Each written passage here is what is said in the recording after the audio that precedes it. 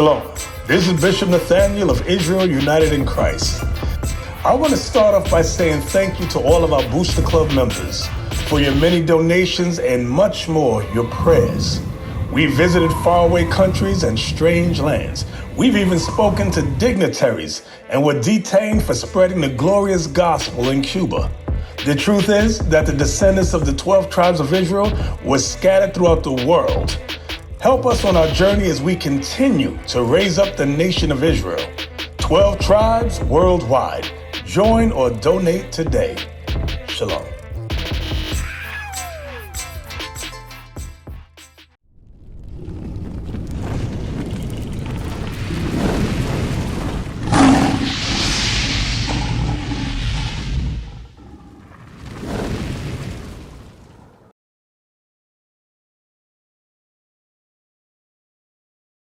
Bro, did you know that you are the best thing on this earth? Hey, bro, smoking cigarettes, pumping the gas. You know that's dangerous, first off. And second, you're killing yourself, man. You are a king on this earth and you don't even know it. You're a king, bro. I'm out here to show you that you're better than what our people have been conditioned to think. What's that? Curse? What's the curse word? What's the curse word?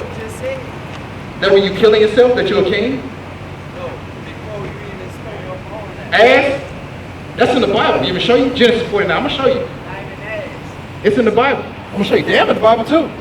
Watch this. That's the problem. But we ain't out here with guns though. We out here showing our people. When we speak a little rough, give me that Paul say, though I be rude in speech without knowledge. What does it say?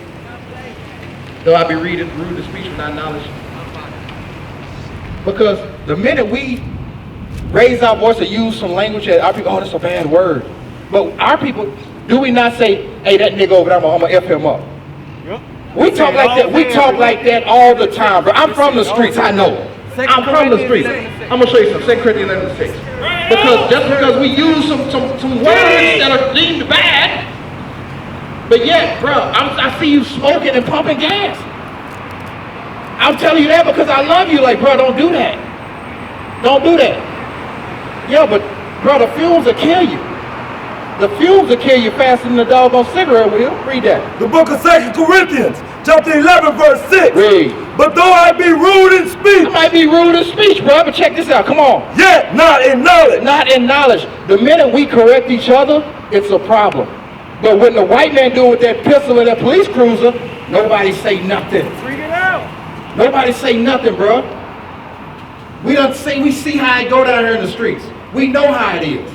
We know how it is behind them bars too. That's why we're showing these black men that they better than what they think they are. Right. Give me 1 Peter 2:9.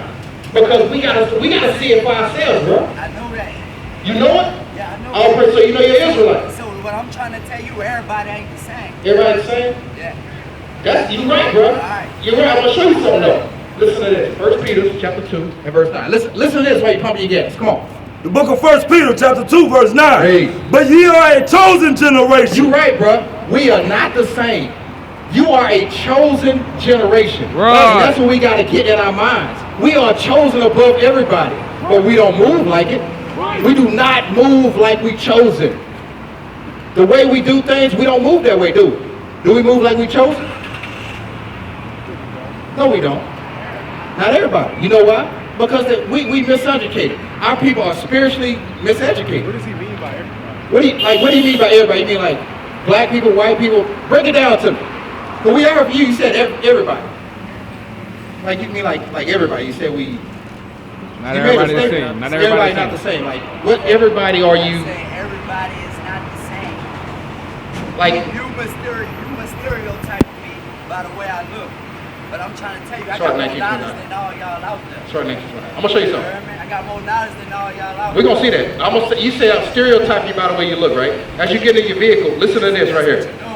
Thank you. In your pocket. Hey, what was the stereotype, if I may ask? What was the stereotype? No, he didn't think that about you. He said for you to not smoke a cigarette near a gas pump. That's what he told you directly. But he's talking about brothers wearing their ass out in their pants. Is that something cool? Is that a stereotype? Or do our people really do that? You're right about that. Do our people really do that? He didn't talk about you directly. The only thing he said directly to you was to not smoke a cigarette near a gas pump. But black men can't stand to see correction from another black man. That's what's wrong with our people today. We have turned soft.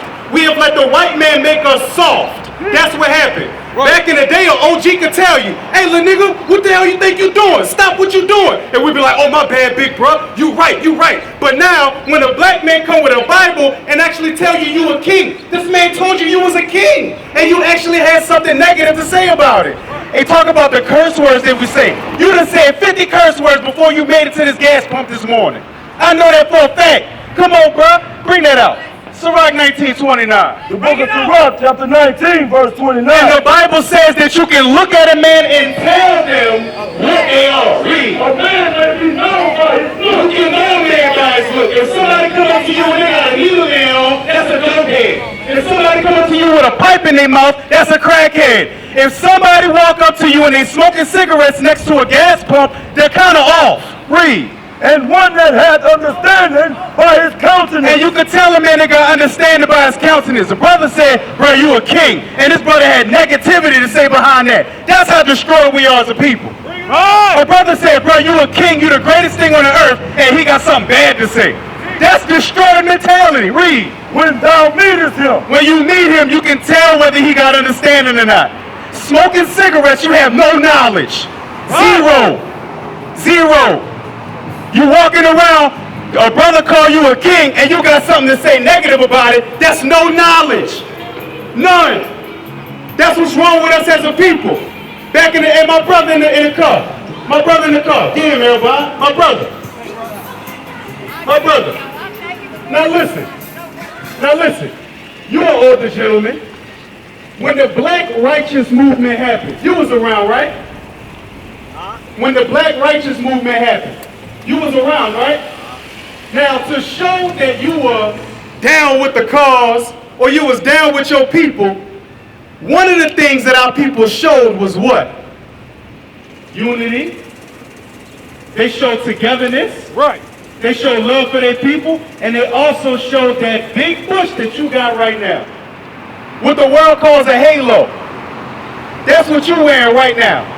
So answer me this question. How come when we say you gotta be down with black people, or black people are the ruling class, we supposed to be anyway, and we tell people to wear their afro out, why they got a problem with it now? Me personally, I believe I'm off into the natural.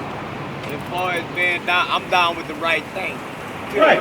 Now, do you think it's natural for our people to be walking around buying white people hair and putting it in their head? What's natural about that? Where's the black power in a blonde-haired black or Hispanic man or woman? Where's the power in that, bro? I ain't trying to change my culture. Exactly. So what happened? This brother right here, he worried about the words that we use, but he listening to curse music all day. All day. Exactly. You don't see what I'm playing? Check me out. Exactly. I hear you. I hear what you playing. But guess what? Let me ask you something. What happened? What happened between your generation and mine? They got lost in the material thing. Yeah, that's true. What I got? Give me Deuteronomy 6 and 5. Yeah, I hear you got the tips going. But look, music is one way that our enemies have destroyed us. It is. But look, music is one way that our enemies did destroy us. But another way that we can get that back, for one, we got to listen to righteous music. And for two, this is one of the things that we have to do. And you old enough to be my daddy, and I already know my daddy was the same age as you before he died.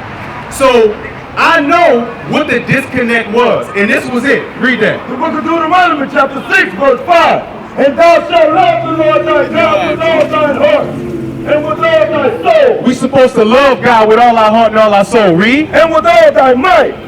And these words which I command thee this day shall be in thine heart, and thou shalt teach them diligently unto thy children. So the one thing that let me ask you a question. The one thing that black people drop the ball on was teaching the younger generation the commandments. Teaching the younger generation not to walk. It's not cool to walk around with your ass hanging out. It's not cool to stand on the corner like a bum smoking weed and cigarettes all day. That's not cool. I grew up in this same exact area back when it actually was the Calio and the Melpomene was across the street.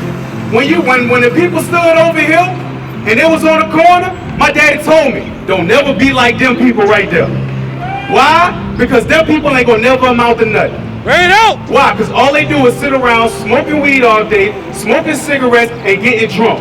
They know everybody in the hood, but they don't got nothing. Right. You know what I'm saying? One of the things that we didn't do, our generation, we didn't set our kids up for success. Right. That's one thing that white people do that we don't. White people make sure that their kids could be in the house till they're 25. But you're going to leave the house and you're going to have good credit. You're going to have money for a house. You're going to have the ability to get any kind of job that you want. You're going to be able to graduate college or have already graduated college. Get out. Us as a black people, you know what we do to our kids? Well, I had to struggle. You got to go through it too. You better get out there and get it the best way you know how. That's what we teach our children. But this is what the Bible said. Read that again. The book of Deuteronomy, chapter 6, verse 7. And thou shalt teach them diligently unto thy children. We're supposed to teach these commandments diligently, like that beard you got on your face. That's a righteous commandment that God gave to the children of Israel. Why do you think white people, when you're trying to get a good job, first thing that they say is do what? Cut your beard off. That's the first thing they say. Why is that the first thing they attack? Because a black man with a beard is a threat. Because you can't call no black man with a beard a boy. You have to look at imagery as everything. You have to look at that black man with a beard and see him as a man. When you see a smooth shaven man with tight pants and his butt showing, and he listening to rap music talk with no headphones, walking up and down the street rapping loud as hell. How many times you seen that? All the time. They walk around with no headphones, rapping the loud rap music with nothing going on. Read that law. Leviticus 21 and 5 real quick. I gotta show you that beard that you got on your face, even though you may not have even known it, that's a righteous commandment that you keep. Bring it out. And that's something that they fear. Right. They fear that. They fear when a black man looks like a man. They hate that. Read. The book of Leviticus, chapter 21, verse 5. They shall not make baldness upon their head. We're not supposed to make our head bald. To get a haircut is okay, because you're keeping yourself groomed. But to take a razor and Tyrese your head or Michael Jordan your head, you know what I'm saying? That's not supposed to happen. Now, if you're already going bald, that's one thing. You can't help that. But you're not supposed to make your head bald. Why? Because they did it in Egypt. The Egyptians hated body hair. Bring it out. How many years did we spend in Egypt? 430. So after 400 years, just like 400 years here, guess what? After a while, we started picking up their ways. Started doing what they do. So when we came out of Egypt, he said, look, don't do what the Egyptians doing. Don't shave your head. And read. Neither shall they shave off the corner of their beard. And you're not supposed to shave your beard off. You're not supposed to do that. Why? Because the Egyptians shaved their face. And Negroes walk around talking about, I'm Egyptian, I'm Egyptian. I'm a king, I'm a pharaoh. The Egyptians are not our people. Give me Exodus 11 and 7. Bring it out! The Egyptians are not our people, and the pharaohs was just one bloodline. We are a nation of kings. You understand that, bro? We are a nation of kings. We are chosen by the creator of heaven and earth to rule this world and to instill his commandments into all of these people. And guess what? In a very short while, it's going to happen. Because if everybody's been looking at the news, Donald Trump pissing off everybody. And he don't care. World War III is coming. And unless our people repent, we're going to burn up with the same white people that we say we hate. That's right. Read. The book of Exodus, chapter 11, verse 7. But against any of the children of Israel. Against any of the children of Israel. Shall not a dog move his tongue. And it's not talking about a bark animal. A dog is another nation. That's what God calls the other nations. Shall not a what?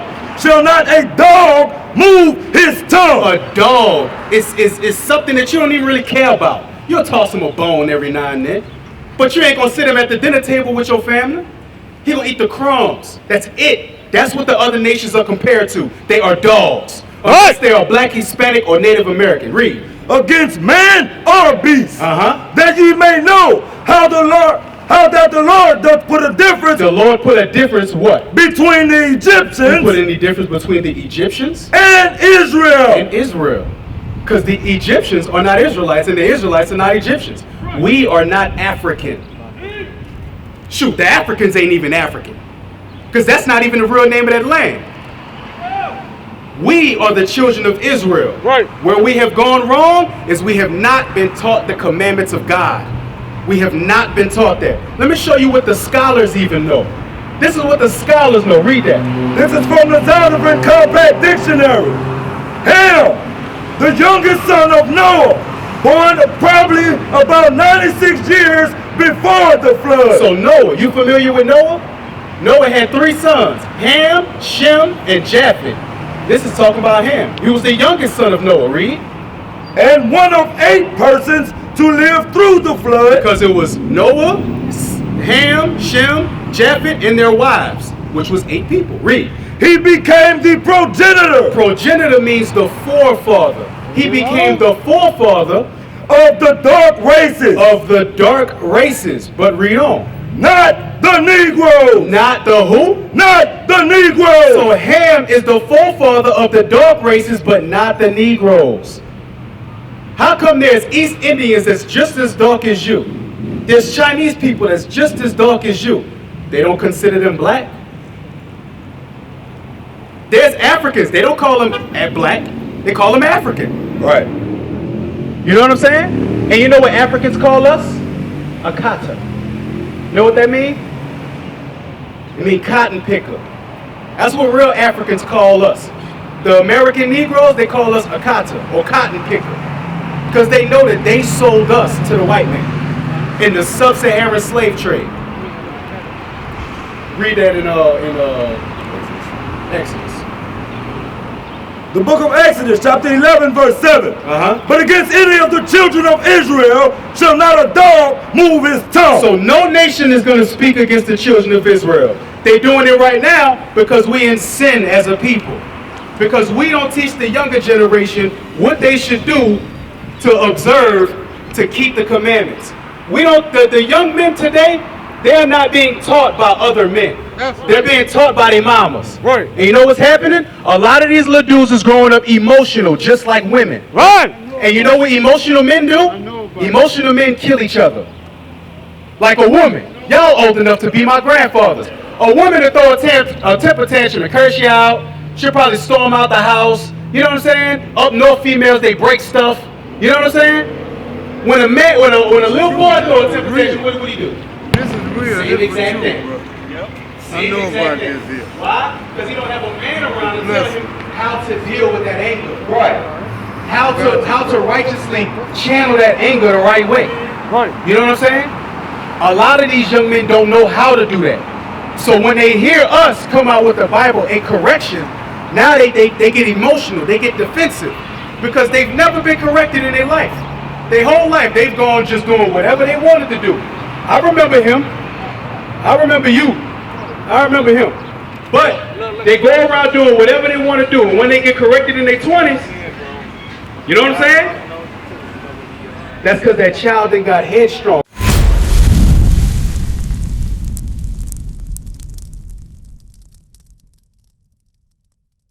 We used to scream black power while heroin was pushed. But at the end of the day, nothing's in vain. IUIC has been given a vision. The tents of Judah has risen. Many has attempted the mission. Minor murmuring, omitting, and missing the mark. Just reading that he had the flame of fire in his eyes gave us the spark. We on Paul's mission. We out on the road, purple and gold. From Mexico, Cuba, Haiti, Ghana, Sierra Leone. 144,000 boots banging, concrete crackling. These are our men repented at heart. The scriptures is proof. IUIC, we deliver the truth.